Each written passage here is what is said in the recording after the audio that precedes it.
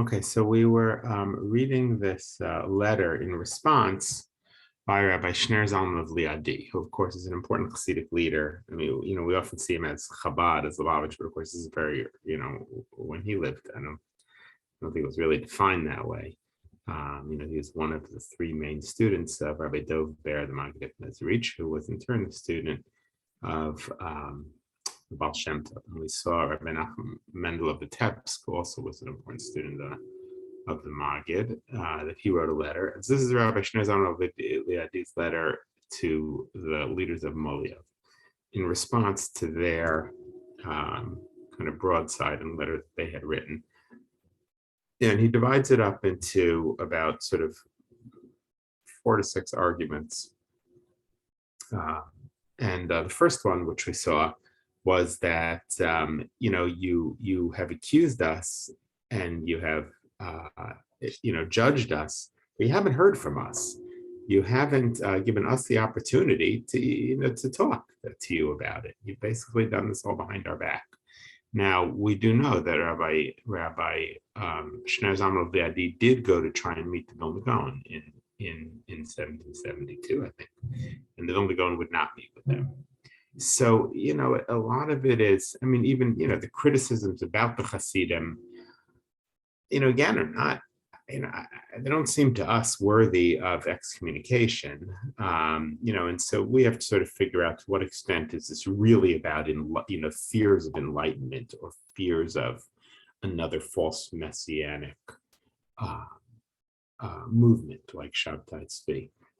So, but that was his first argument. His second argument, we're up here.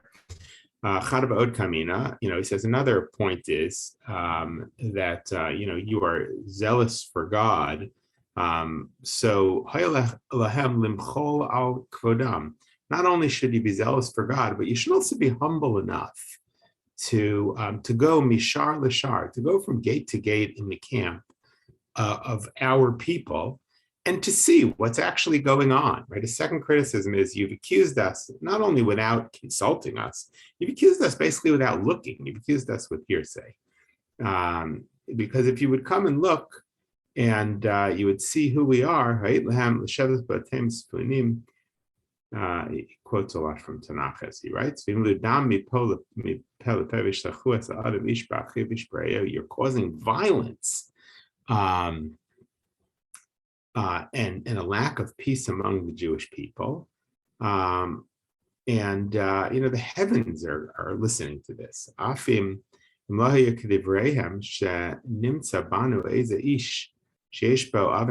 He says, maybe if you would come and look, it's true, you would find 1 or 2 people who are sinful. But just because, there's a few among us who are bad eggs, that doesn't mean that you can just that warrants a war against all of us, which is going to spill blood, he says. It's quoting here from, of course, from the book of Esther. How can you, and he uses very sort of Talmudic language here. One small part doesn't taint everybody.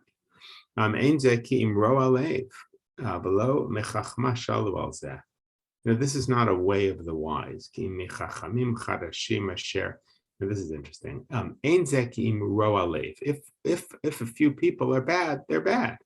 And they're not necessarily doing it out of wisdom. The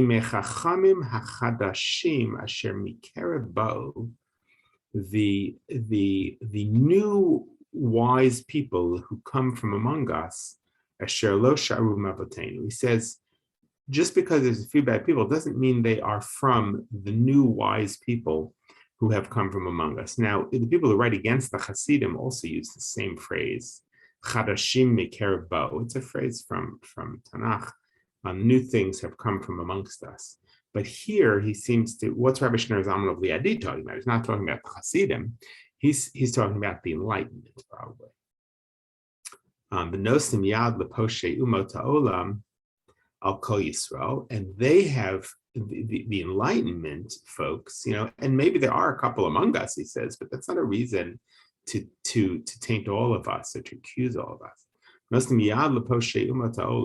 they have, it's true that the Enlightenment, he says, has given a hand to the people of the world to accuse the Jewish people, to put a sword in the hand of others to kill us.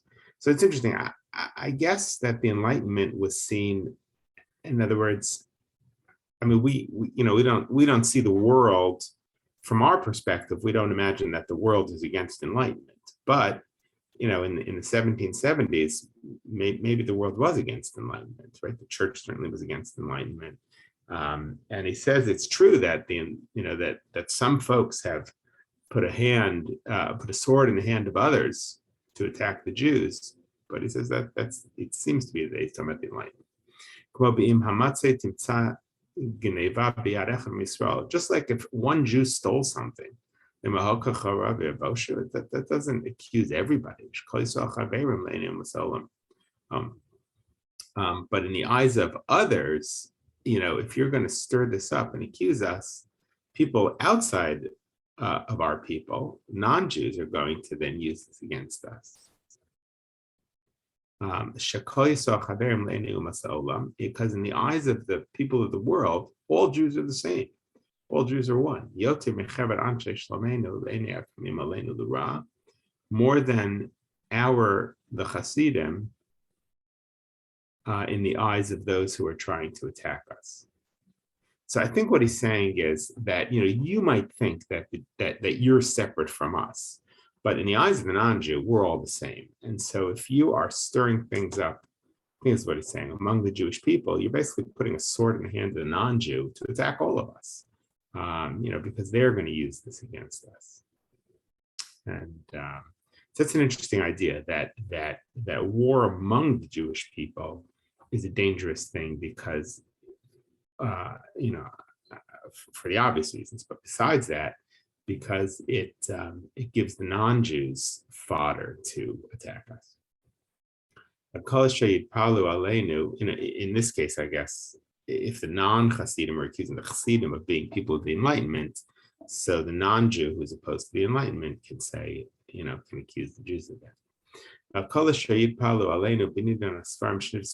And this criticism of us, that we are publishing new books, Hein benidon shari devarim asher ktsara hayria echa prati inyanehem ki echacha uchavriti b'leiv kolecha becha v'lahavi mechtav. It's called the Barakah Tshuva Sabbatzido. You haven't really analyzed the books that you're talking about. Hein b'dosa eitza hayutza notohem v'shubo ko achayva achecha v'yachicha ben shnenu. He says, why don't we have a summit? Let's do it. We can do it in our place. We can do it in your place, or we can do it in some neutral place. And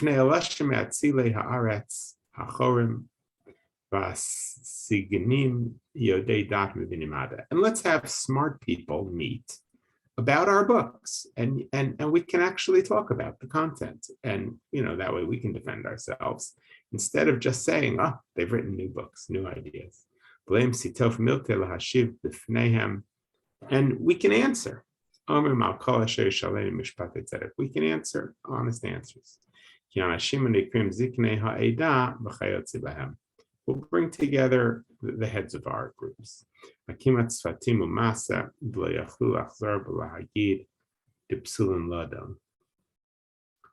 you can't just say, he says, if we bring together our leaders to look at the books that you're accusing us of writing, so then, if you don't do that, then all that's going to happen is whatever accusations get flung about, the answer is going to be, well, the people who read them aren't people who understand them.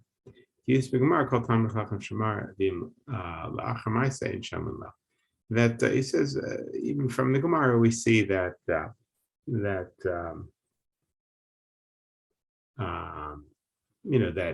it has to be from people who are. It doesn't help you, he's saying, if you're just going to criticize us, because other people will just say back, well, these are people that don't know how to read.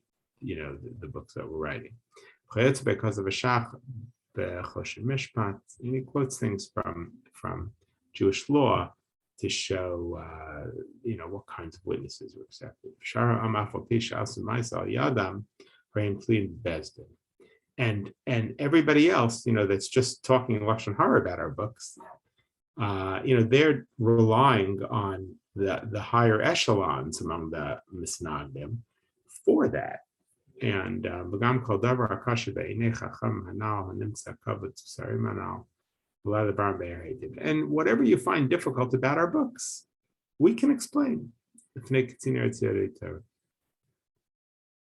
Yaf she'en lehem yad b'shem hanisras Hashem Elokeinu. Afal pike nachon libi batuach b'Hashem shitam v'Hashem mudim lachnisim v'ashlicham. So he says, I can certainly answer things. That's his third answer. So he said, you've accused us without us being present. You have accused us without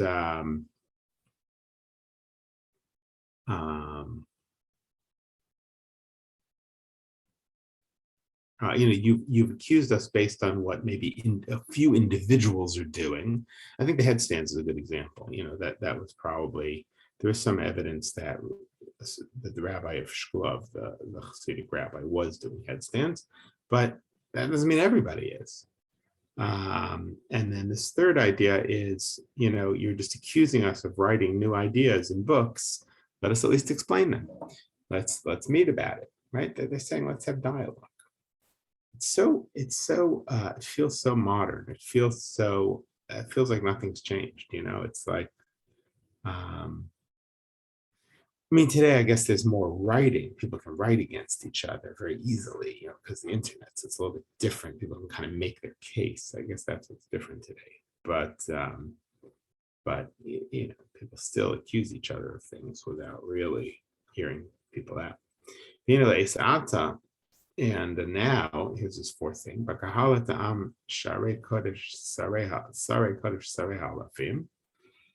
Gather together those who are holy, those who are the heads of things.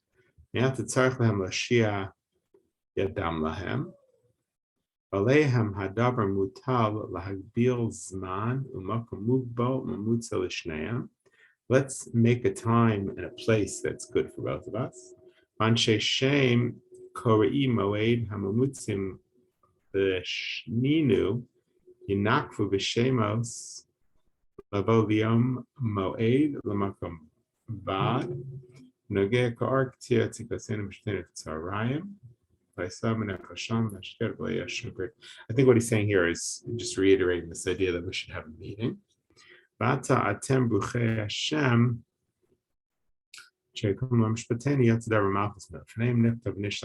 then after we meet, we can write things up. We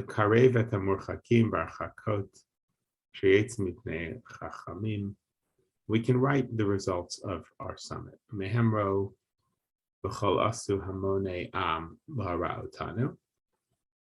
And from them they will see, and they will see, how people act, how we act.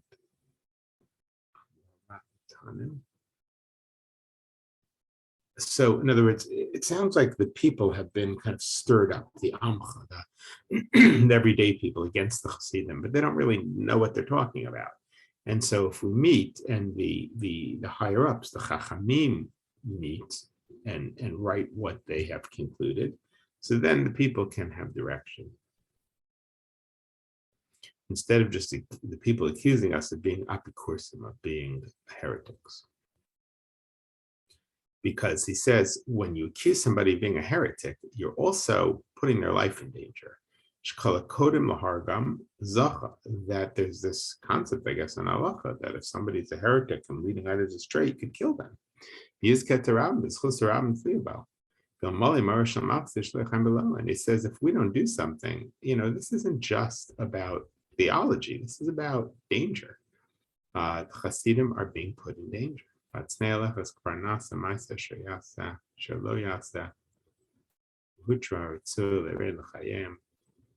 because we have to be humble, and people's livelihoods are being damaged. And remember what the rabbis say, Shekol Gozel Prutim Yisrael, anybody who steals 1 penny from a Jew, it's as if he killed him.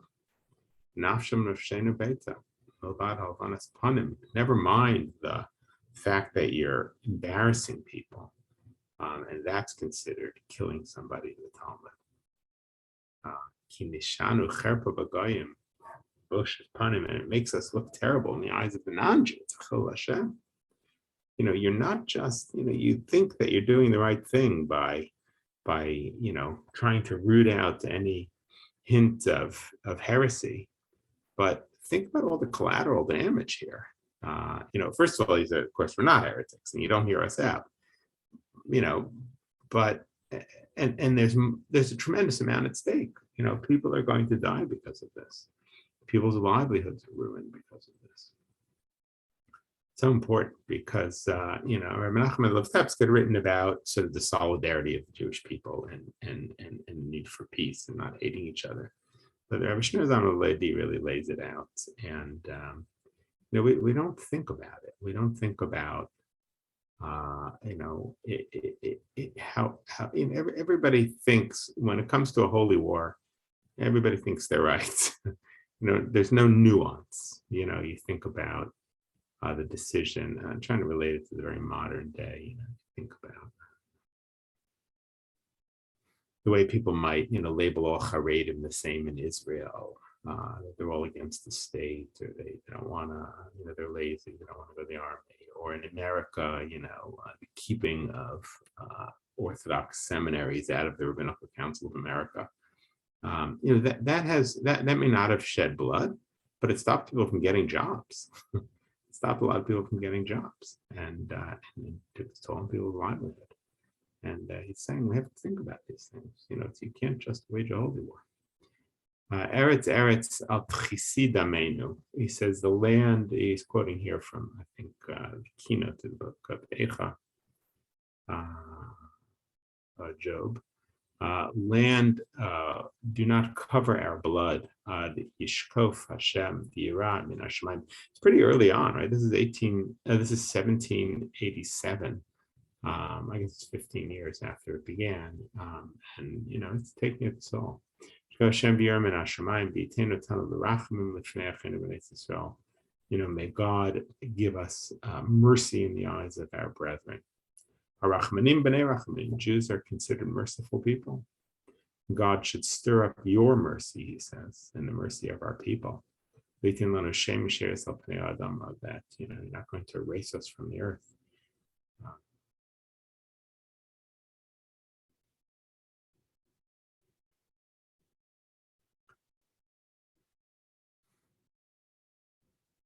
And then he signs off as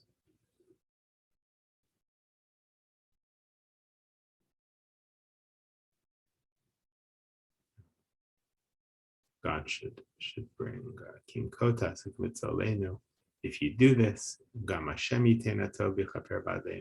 will also bring atonement for everyone, and will give us mercy in the eyes of those who look upon the Jewish people. As it says, everybody who has mercy on the creatures, they will look down from heaven. Talmud says, and have mercy upon them.